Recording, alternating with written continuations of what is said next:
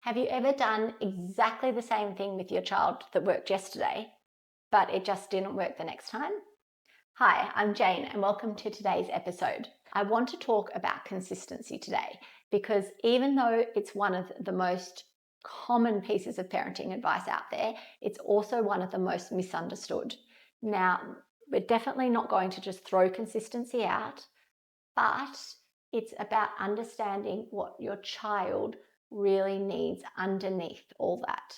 Because children don't just need consistent rules, they actually need consistent regulation.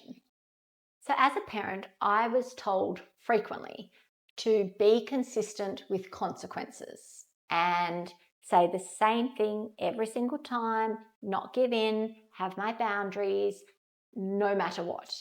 However, the reality of that is really that when parents actually do this and implement this, your child still melts down.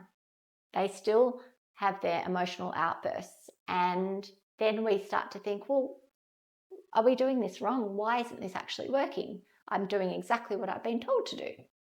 So a child can still experience the same boundary, but very differently depending on numerous factors. So some of these might be how tired they are in the moment, how hungry they are, if there's a sensory overload, a lot going on, if there's emotional stress present, their developmental stages as well. So the rules that we gave them didn't change, but their nervous system did and what they're experiencing at that moment. When children hear the same words but feel a different emotional tone, their bodies actually respond to the tone, not to the words. So their nervous systems read your facial expression, they read the tone, the way you're speaking, they read the speed of your speech, how fast you're talking, and the tension within your body, so how you're carrying yourselves. If your shoulders are up by your ears, for example, and you're very tense and very tight. So they don't experience the consistency cognitively first. They experience it somatically, so they're feeling it. So consistency isn't about doing the same thing every single time. It's about really being the same kind of presence for your child.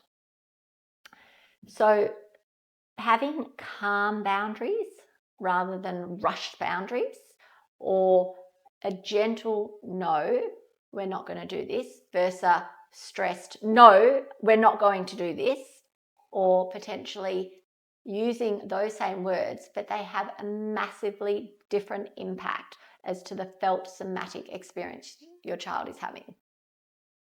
We're going to touch on what actually helps your children feel safe, and there are 3 core pillars for this one.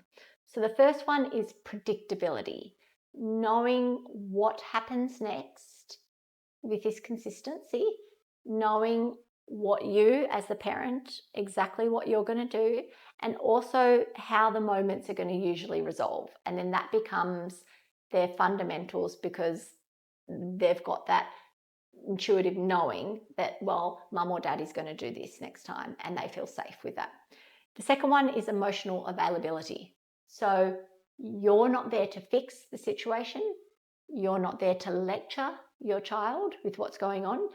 And your main job is to just stay present and regulated with them. And the third is repair. You might have heard of rupture and repair. So it's coming back to your child